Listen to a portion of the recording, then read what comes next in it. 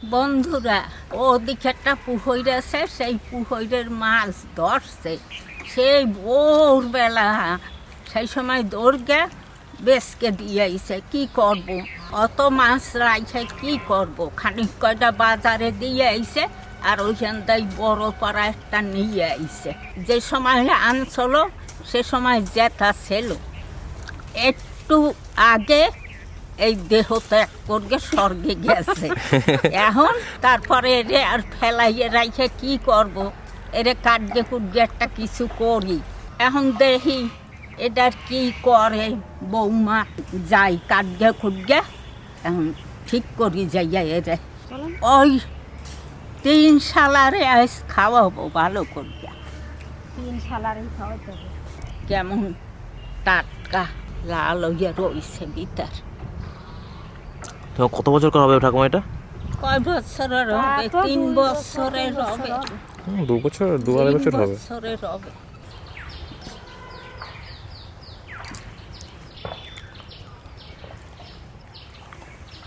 হ্যাঁ রে, এই দেখ, এই ফোঁটা ফোঁটাগুলো আছে। আমার শাড়িতেও এরকম ফোঁটা ফোঁটা আছে।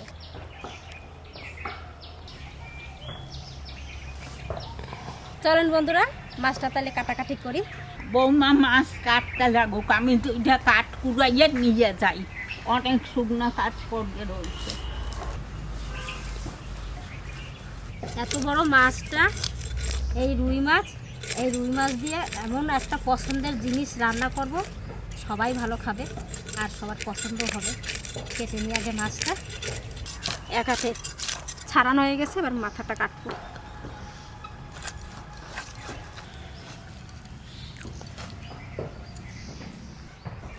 এইখান দিয়ে কাটি, এইখান দিয়ে কেটে নিলে পিস করতে সুবিধা হবে।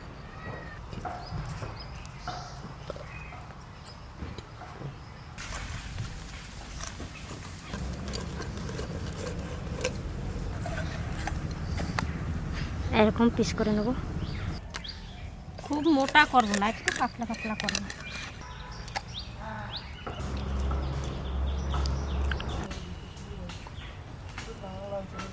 পেঁচ শাক আমি এই কয়টা বাঁচকে লইলাম, আর এই কয়টা বাঁচবো। আজ আপনাকে কব না, ভিডিওটা দেখবেন আপনারা, তাইলে বুঝতে পারবেন কি রাঁধতে লাগছে। মাছে প্রথমে আমি একটু নুন আর সামান্য হলুদ দিয়ে মাখাই নেব। সামান্য দিলাম।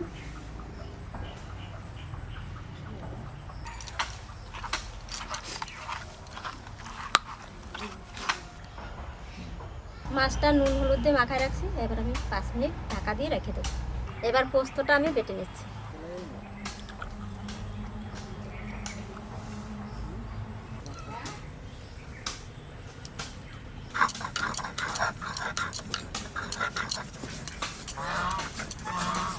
যে কাঁচা লঙ্কা নেব, আর এর আগা ভাঙ্গে যায়, বলতে গেলে এর আগা ওগা ভাঙ্গে যায়।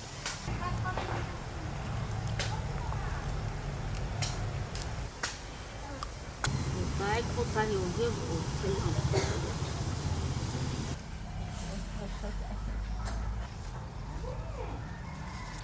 কয়টা সরু লঙ্কা আনছি, রুই মাছের ভিতর দেব। এর যা গন্ধ কাঁচা লঙ্কার, ভুর ভুর করবে গন্ধে। পোস্ত বাটা হয়ে গেছে, এবার তুলে নিচ্ছি।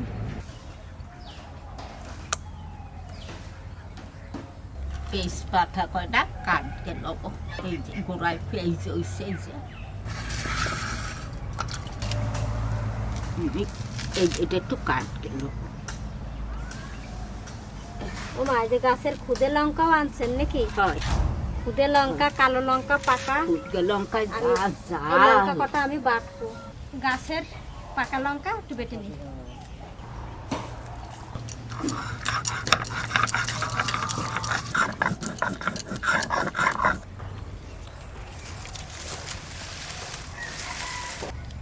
কড়াইটা চাপাই দিই।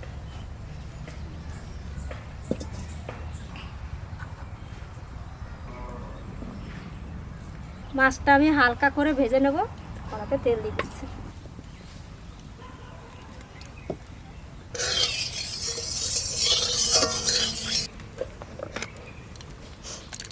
মাছটা নুন হলুদ একটু মাখায় রাখছিলাম, মাছটা কি শক্ত হয়েছে, কি সুন্দর।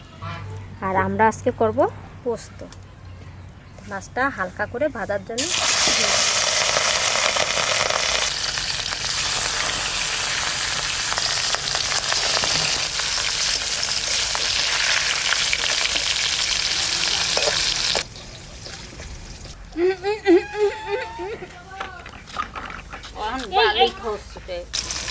এবার উল্টে দিচ্ছি মাছটা।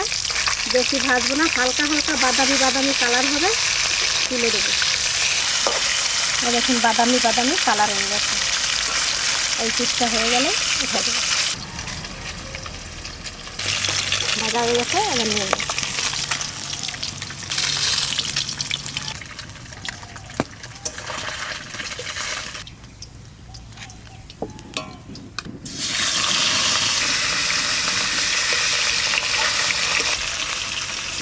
মাছ ভাজা তেল আছে, আমি আর একটু তেল দিয়ে দেবো। মার একটু দেখাই, ফোড়নের জন্য আমি কালো জিরে দিচ্ছি, কাঁচা লঙ্কা, পেঁয়াজ,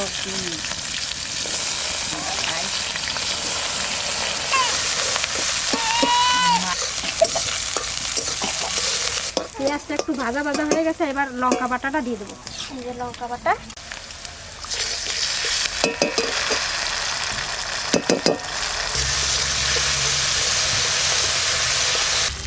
পরিমাণ মতন নুন দিয়ে দেবো। এটাই হলুদ দেবো না, মাছে হলুদ মেখে রেখেছি একটুখানি। এবার দেবো পোস্ত বাটাটা।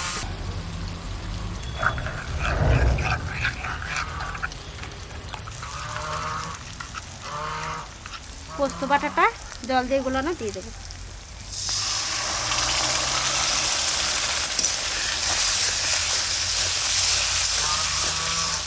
একটু নাড়াচাড়া দিয়ে তারপরে জল দেবো।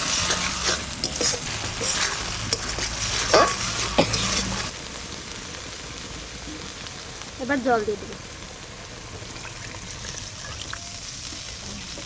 আর একটু দেবো।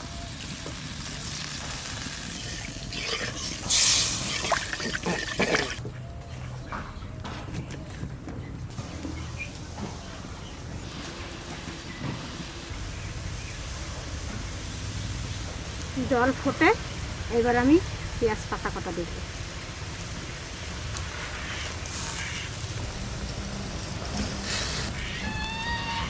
এবার মাছ কটা দিয়ে দেবো।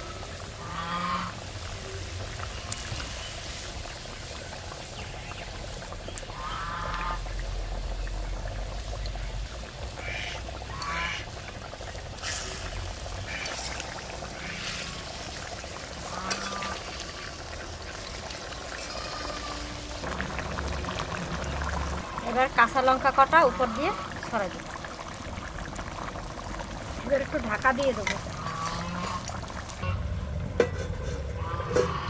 এবার ঢাকনাটা তুলে দেবো। ধনে পাতাটা দিয়ে দেবো। আপনারা না চাইলে নাও দিতে পারেন। আমাদের রুই পোস্ত হয়ে গেছে, নামাই দেবো।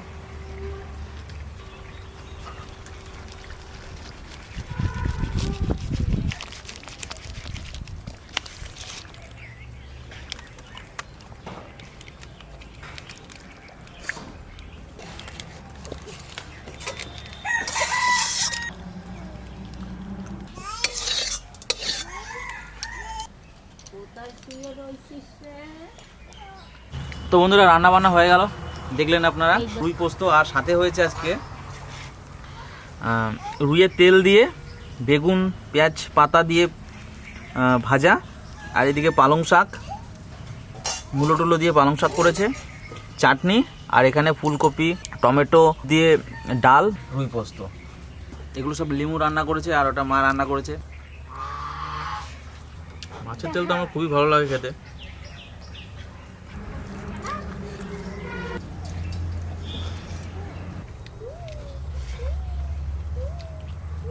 মূলো, পালং শাক, বড়ি দিয়ে রান্না হয়েছে।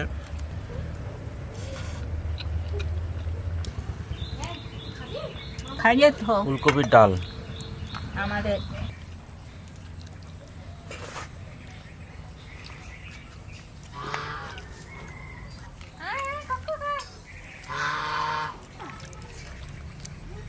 এটা একবারে সলিড পিস।